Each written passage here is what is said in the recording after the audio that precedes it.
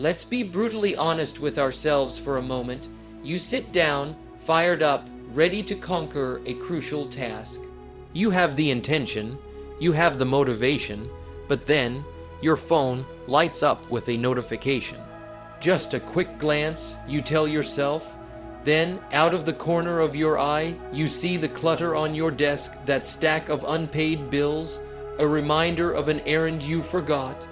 The browser tab you left open from yesterday whispers a distraction, and before you know it, 30 minutes have vanished. Your focus is shattered, and that initial burst of energy has been replaced by a fog of frustration and self-recrimination. What happened? You tried to rely on willpower alone.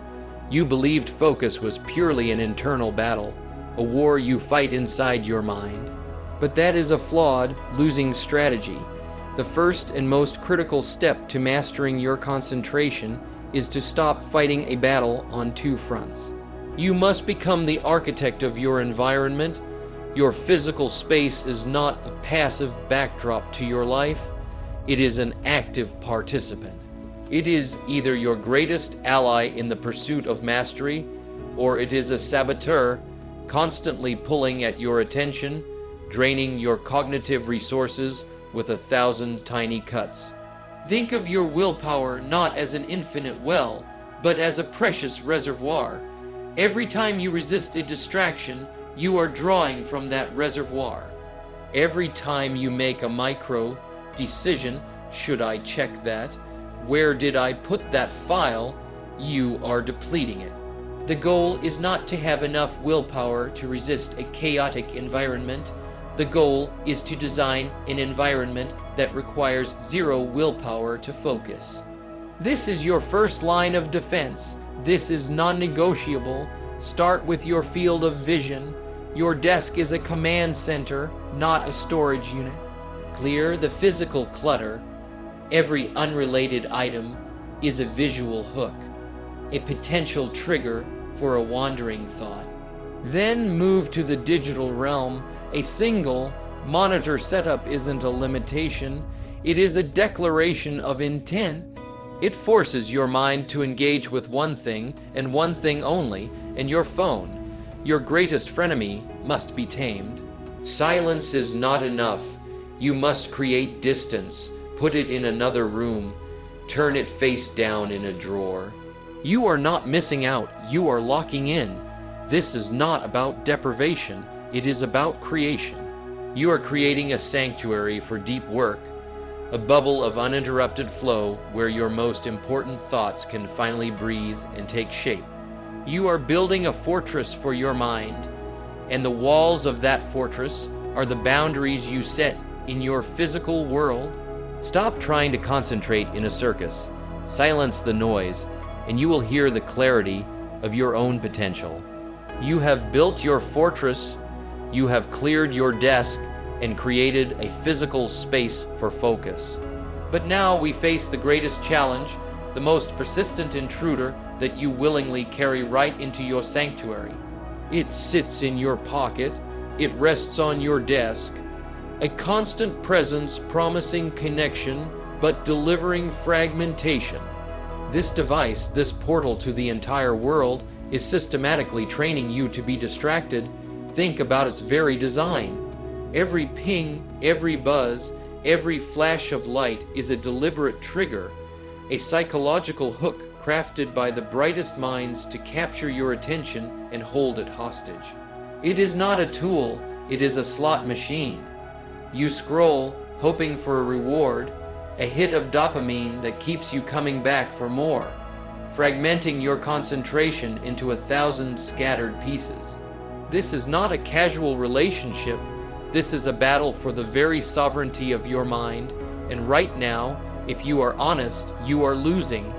You check it first thing in the morning, hijacking your potential for the day before it even begins.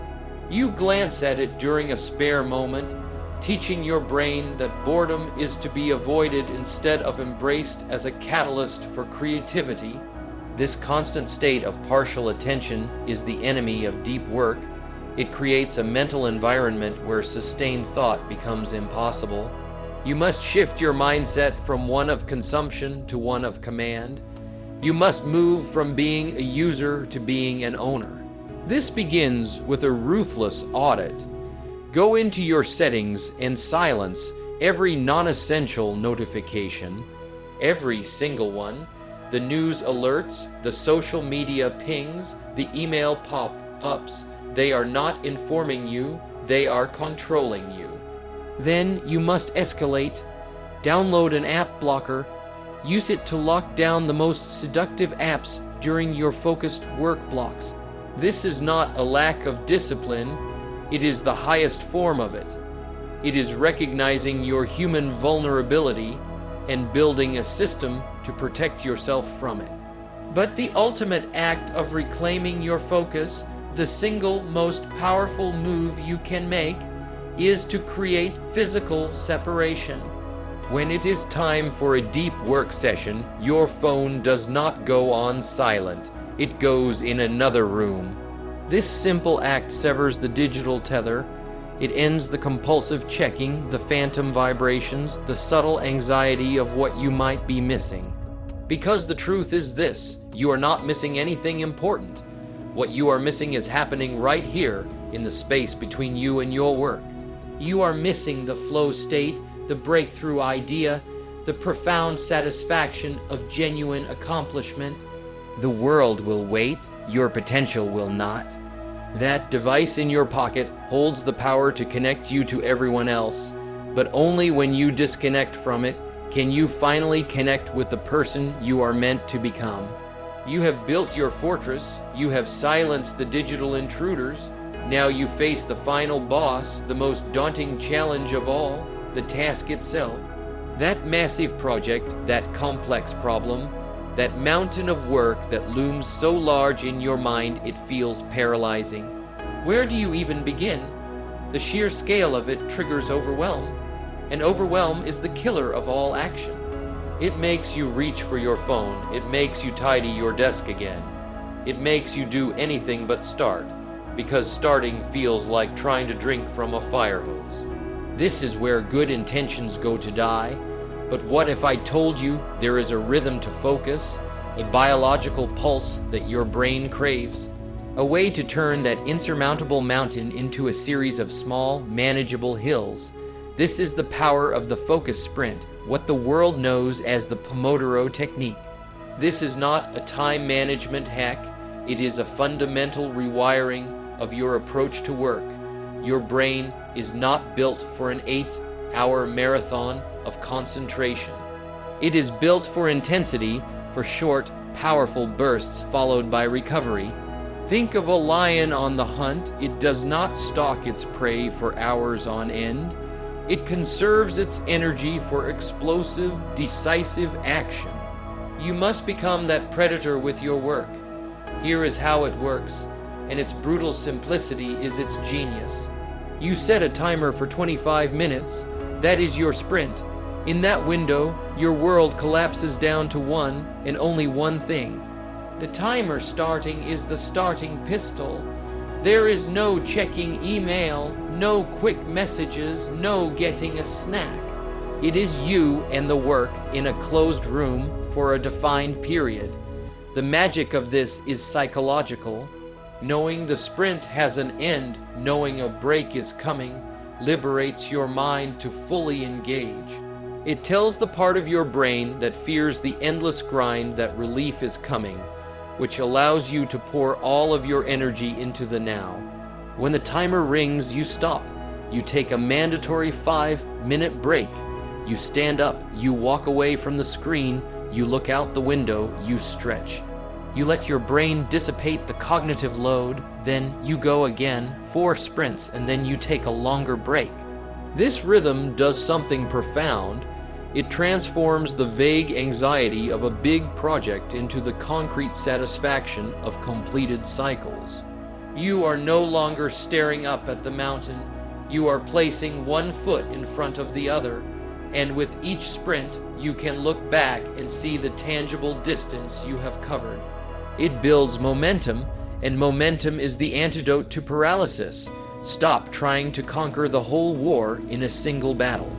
Win it one focused engagement at a time. The timer is your weapon. Now go and start your first sprint. You have the fortress. You have declared war on distraction. You have the rhythm of the sprint.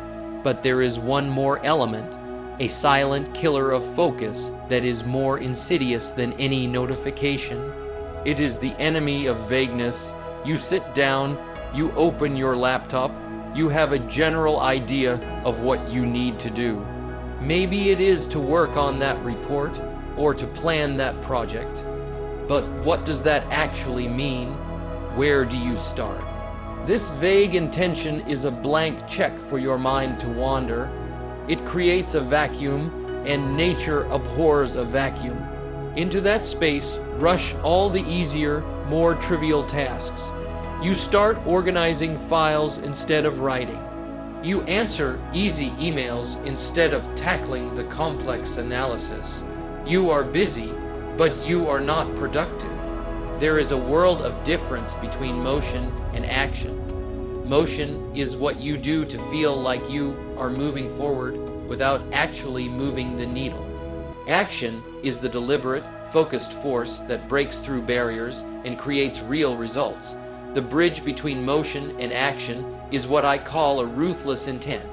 This is the non-negotiable practice that separates the amateur from the professional, the dreamer from the achiever.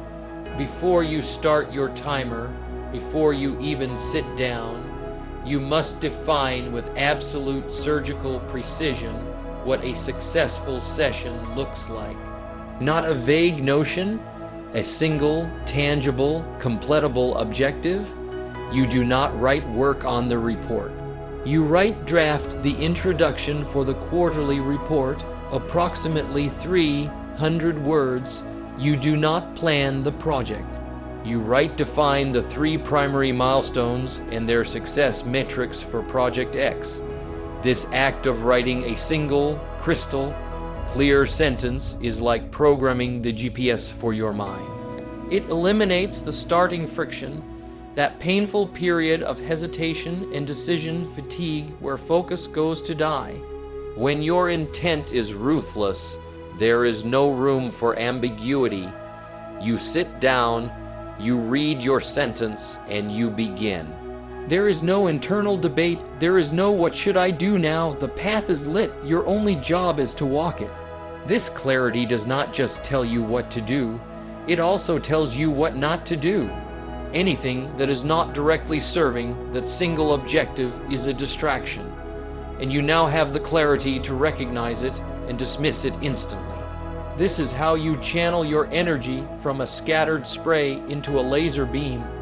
This is how you transform overwhelming projects into a series of decisive, victorious actions.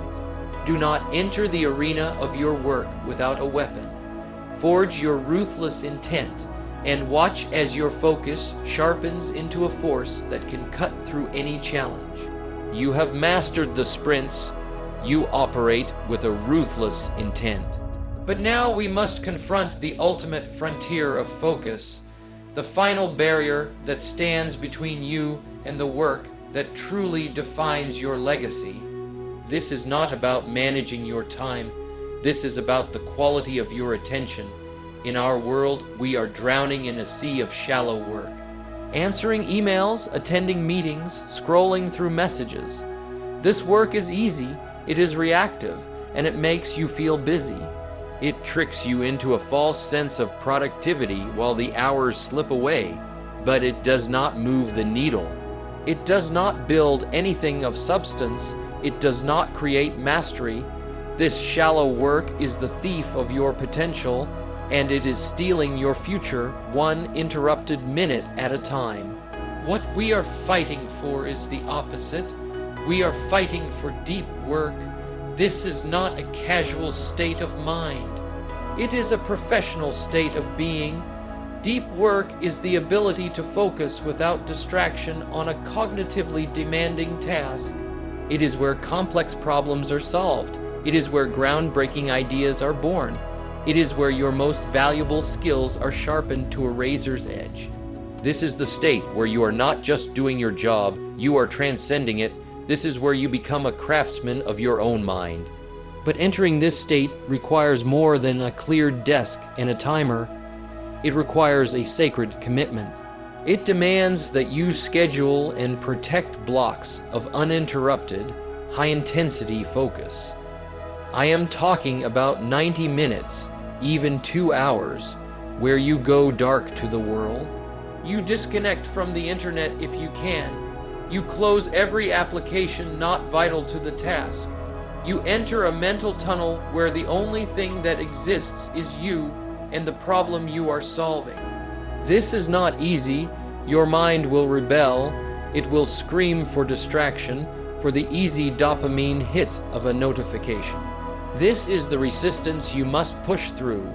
The first 20 minutes are a battle, but if you persist, you break through to the other side. This is the state of flow. Time distorts, your sense of self vanishes, your output and your concentration fuse into one. In a single 90-minute session of deep work, you can accomplish more than most people do in an entire week of shallow busy work. This is where you separate yourself from the crowd.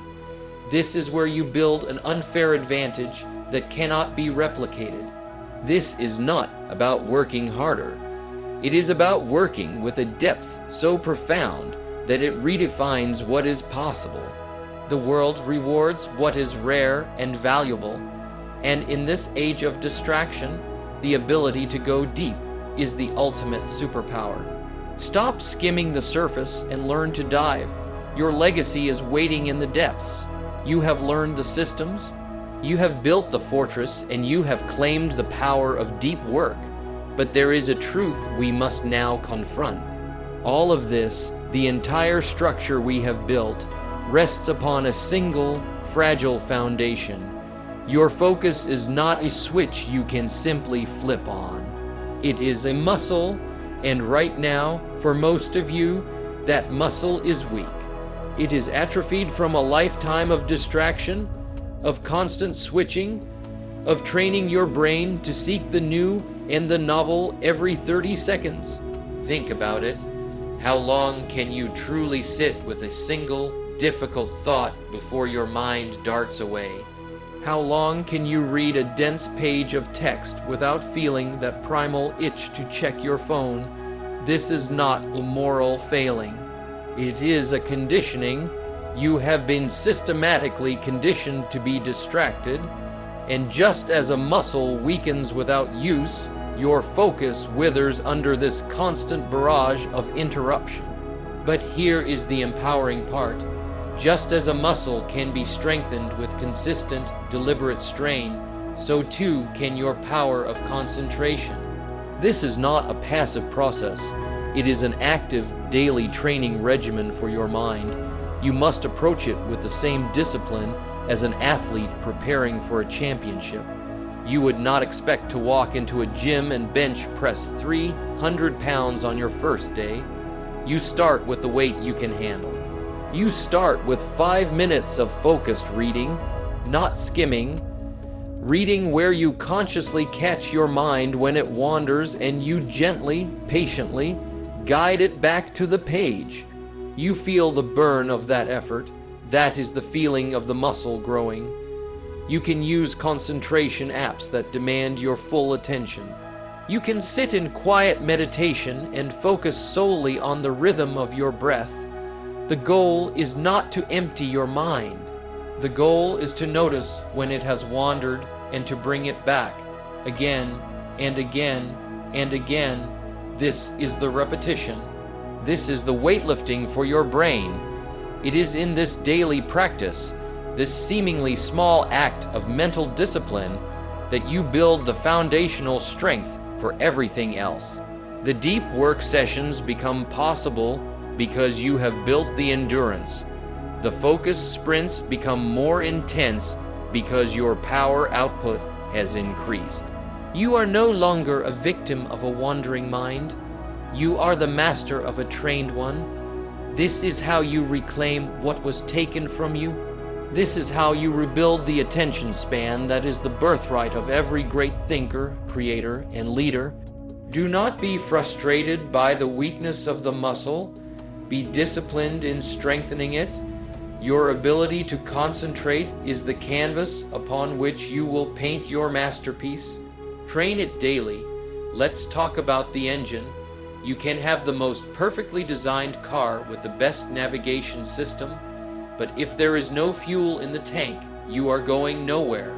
All the techniques, all the systems, all the environmental design we have talked about, they are the navigation. But your biology is the fuel. You cannot outthink a broken biology. You cannot meditate your way past 4 hours of sleep. You cannot focus. Sprint your way through a sugar crash. Your brain is not a computer. It is a biological organ, a piece of wetware that runs on a very specific kind of chemistry. And when you mistreat it, it will fail you. It is that simple. Think about the last time you were truly exhausted. Your willpower was gone. Your focus was shattered. You were irritable and easily distracted. That was not a personal failure. That was a biological reality. Your prefrontal cortex, the command center of your brain responsible for executive function, for decision making, for focused attention, is incredibly energy intensive and incredibly fragile. It is the first thing to go offline when your body is running on empty. So what does empty look like? It looks like chronic sleep deprivation. When you short yourself on sleep, you are not just tired. You are actively impairing your cognitive function, your memory consolidation, and your emotional regulation. You are trying to fight the battle of focus with a blunt weapon. It looks like a diet of processed junk and sugar. That muffin, that energy drink, they create a spike of energy followed by a catastrophic crash. Your blood sugar plummets, and with it, your ability to concentrate. It feels like a fog rolling in, and no amount of willpower can lift it.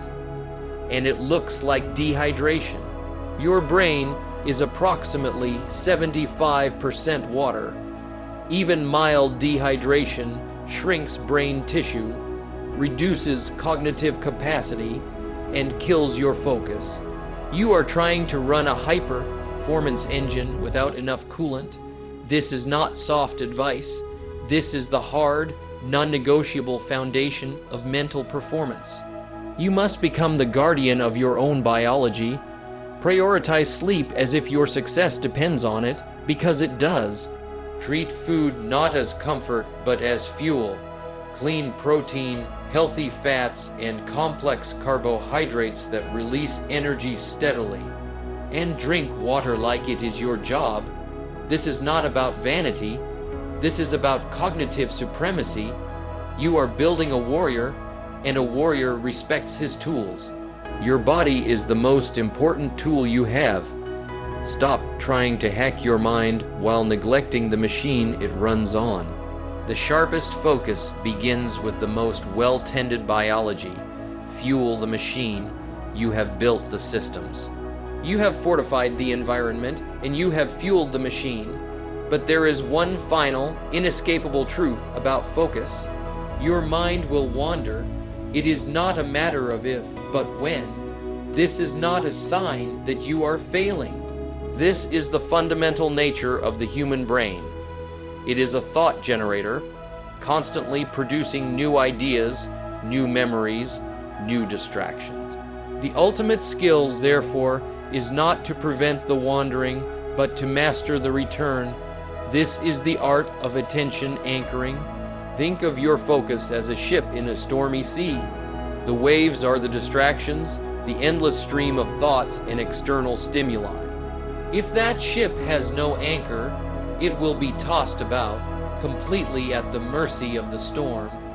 It will drift wherever the current takes it. But a ship with a heavy, sturdy anchor can ride out the same storm. It might bob and sway, but it will not drift. It will hold its position. Your breath is that anchor. The simple, physical sensation of the air moving in and out of your body is a constant, a neutral point you can always return to. This is the power of mindfulness. It is not about emptying your mind, achieving some blissful state of Zen. That is a fantasy. It is a practical, relentless training drill for the most important moment in the battle for focus, the moment you realize you are gone. You are reading a page and suddenly you are thinking about a conversation you had yesterday. In that moment of realization, you have a choice. You can follow that thought down the rabbit hole, spending the next 10 minutes lost in a daydream, or you can notice it without judgment. You can simply say to yourself, I am distracted.